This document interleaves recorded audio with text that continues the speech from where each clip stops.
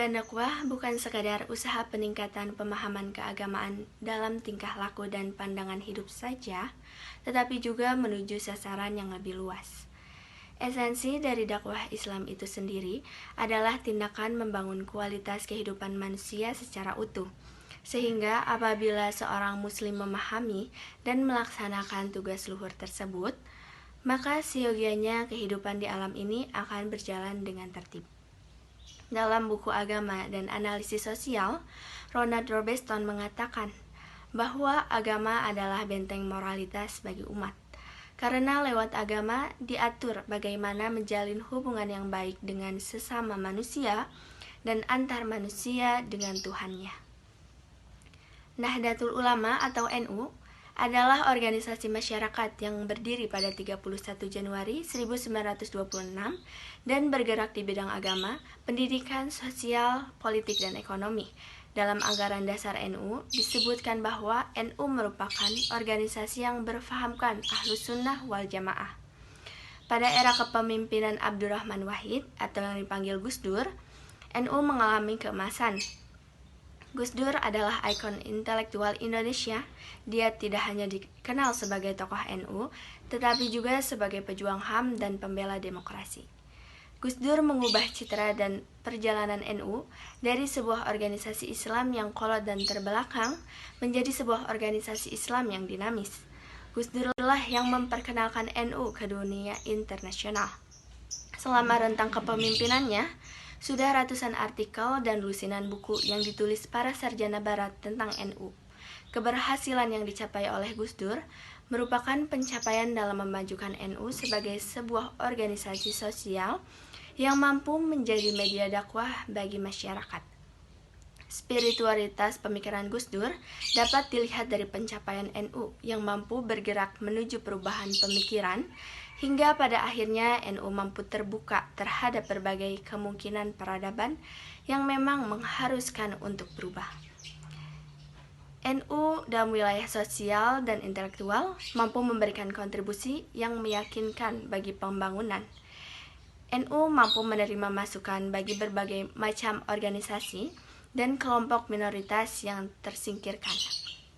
Dalam 3 dewasa terakhir, kajian mengenai NU telah banyak dilakukan, baik oleh Indonesia Islamolog maupun Indigeus sendiri yang dilakukannya secara serius dan objektif. Lebih-lebih pasca Hitoh 1926, NU tahun 1984 di bawah kepemimpinan Gus Dur, kajian mengenai NU tampak banyak dan sangat beragam dari tema dan sudut pandangnya. Berbeda dengan riset ilmiah, dalam 3 dawarsa awal kelahiran NU dianggap kurang memberikan kontribusi pada dinamika masyarakat dan perkembangan bangsa Indonesia.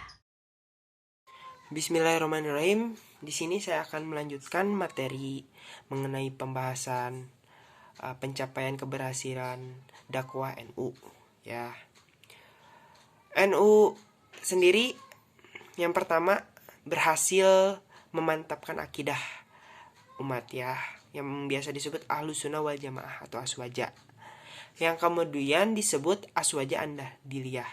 Mengapa disebut seperti itu? Karena merupakan salah satu varian yang khas, yang mana merupakan suatu paham yang dianut oleh NU itu sendiri, yang beranggapan bahwa Allah itu menghargai akal manusia.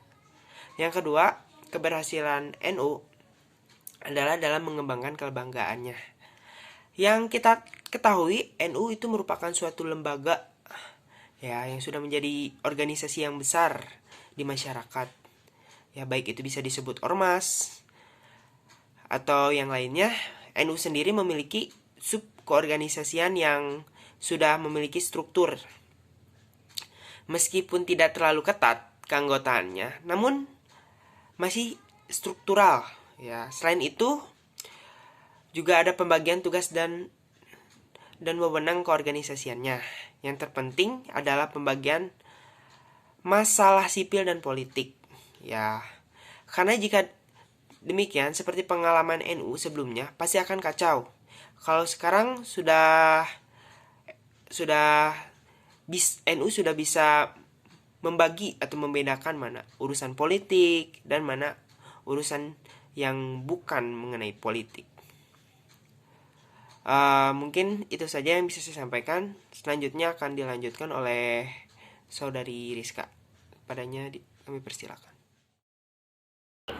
Di sini saya akan membacakan materi lanjutan yang sebelumnya disampaikan oleh teman saya, yaitu jadi hal itu menandakan bahwa secara kelambangan ada capaian-capaian yang saya kira ini patut terus-menerus dipertahankan dengan sejumlah perbaikan.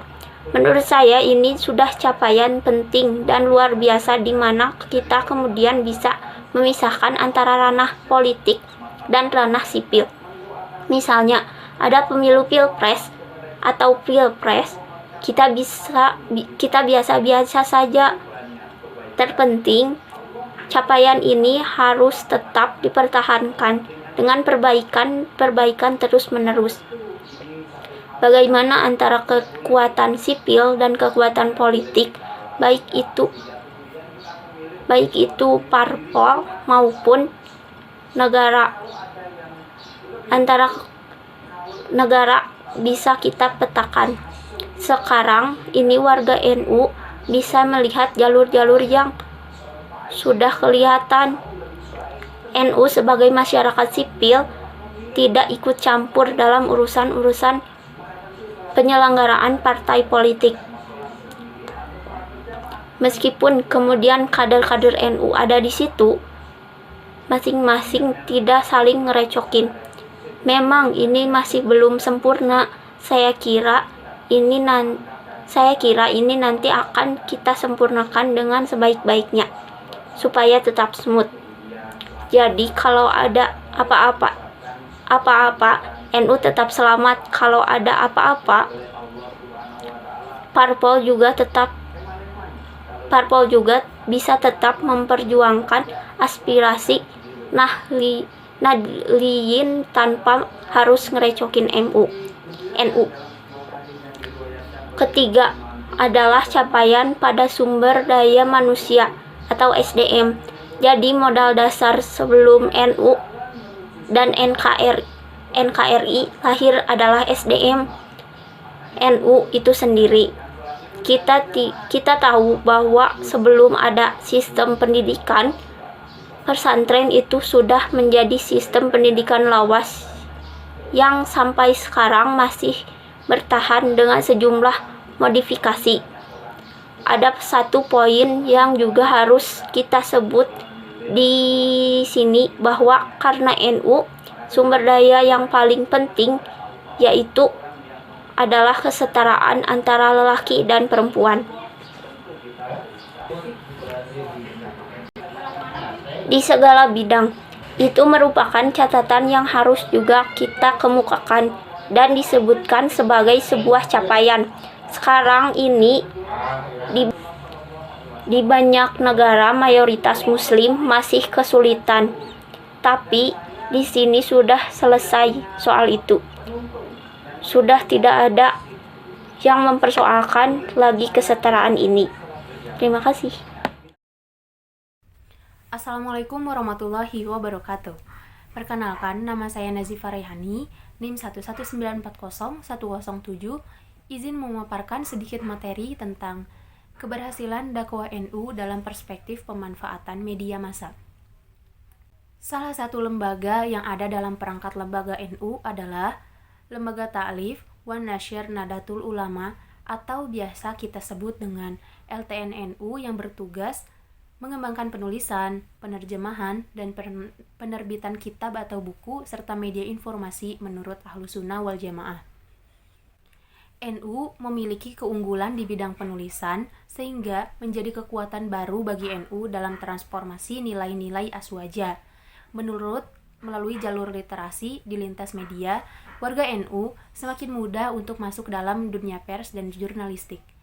Hal ini tentunya akan memperkokoh eksistensi NU sebagai jamiah, sesuai dengan adagium klasik, barang siapa yang menguasai media, dia akan menguasai dunia. Namun, budaya literasi kini telah bergeser menjadi budaya orasi. Dakwah tulisan telah tertindih dengan dakwah lisan. Kitab sudah jarang ditulis karena dianggap tidak ekonomis, budaya informasi yang instan membuat Google menjadi panutan. Postingan yang terhampar di dunia maya dianggap lebih dari cukup menjawab semua persoalan masyarakat, karena memang nyaris tidak ada satupun persoalan yang tidak ada jawabannya. Kemudian, dalam bidang penerjemah, LTNNU memiliki peran untuk membumikan karya-karya para ulama yang ditulis dengan menggunakan bahasa asing. Upaya penerjemah niscaya dilakukan agar masyarakat dapat lebih mudah memahami isi karya ulama tersebut. Nah, di bidang penerbitan kitab atau buku, LTNNU akan menjadi penyelamat pemikiran dan ilmu para ulama melalui gerakan kodifikasi. Nahdlatul Ulama juga memanfaatkan media cetak sebagai media dakwah. Dari klasifikasi media cetak berupa surat kabar, tabloid, majalah, atau buletin, LTNNU ingin menerbitkan buletin sebagai produk dakwah media pada organisasi NU ini. Kemudian, pemanfaatan media massa online memang menjadi alternatif dakwah di era teknologi saat ini.